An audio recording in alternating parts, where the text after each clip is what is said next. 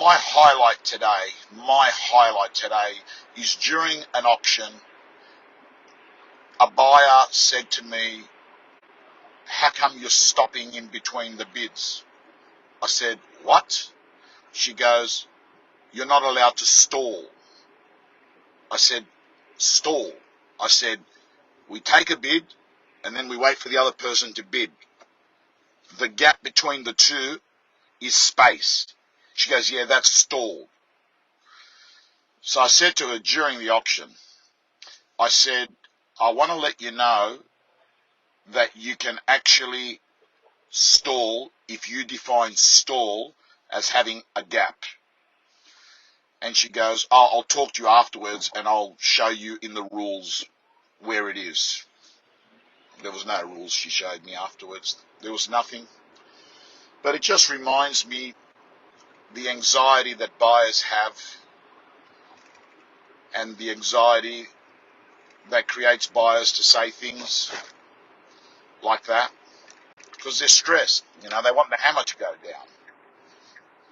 But as I said to her, I said, "I'm letting you know the stall's not the issue. Your price, which is 300,000 over the reserve, is the issue." Anyway, team, I do think that last rate rise that we had has actually impacted the market. I do think it has. And the reason I say it is that there was an assumption last month when we had the pause that the damage had been done in the economy and that the Reserve Bank was going to then lay off, which was going to give some clarity to people. But that's not the case now. And it's not so much the rate rise. What it is the commentary that came with the rate rise. And the commentary is that, we have one tool against inflation, and that's interest rates. And as I said to a number of people, in fact, I said it on social media during the week, 35% of households have actually got a mortgage. The others don't. The others have paid off their houses or they're renting. So we have the unfortunate situation that the Reserve Bank, Dr. Lowe, is punishing two of three groups. He's punishing mortgage holders, the most vulnerable, alongside the other very vulnerable, tenants. And every time there's rate rises, landlords are passing it on to increase rents. So what do you have? We have a country in Australia that is having two cohorts of people.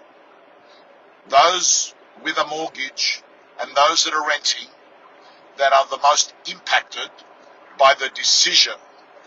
And then we've got the remaining people who've paid off their home, who are mortgage free. So whether the rates go up from 2% fixed to 6% variable, it makes no difference to them. So in reality, I have this view. When you see an oncologist, they've got one tool, chemo. When you see a carpenter, they've got one tool, a hammer. Team, the Reserve Bank has one tool. And you know what pisses me off? This vulnerable group of people that took mortgages out. And listen, no one put a gun to their head. But I believe that influence does take place. And when you've got a government saying, borrow money during COVID, take it, take it, take it, take it. And then they turn around and basically say, yes, but now you're going to pay it back a lot more. John, I'm not blaming the Reserve Bank for inflation, right? But listen here, the most vulnerable people often don't have the education and the decision and the position to make good long-term decisions. And they were led to believe for 2 years, just take it, take it, take it, take it, take it. And the Reserve Bank, John, and I'm going to say it to you, came out of their mouth Rates are not going up till 2024. But what in fact happened? They've done 11 rate rises soon after. So don't tell me that I'm going to go soft on the Reserve Bank. Not at all. Because the guy at the Reserve Bank, you know what? He lives out in the eastern suburbs, most likely, and he doesn't go out, as I said, go out to St. Mary's, go out to Penrith, and have a look at what's going on there. And you know what? This time around, I'll tell you straight, they're not using the word mortgagee sale. Why? Because the middleman between the banks and the agents, and they're like a hybrid agent, they instruct an agent. They're told, don't put the words mortgagee. Why? Brand protection.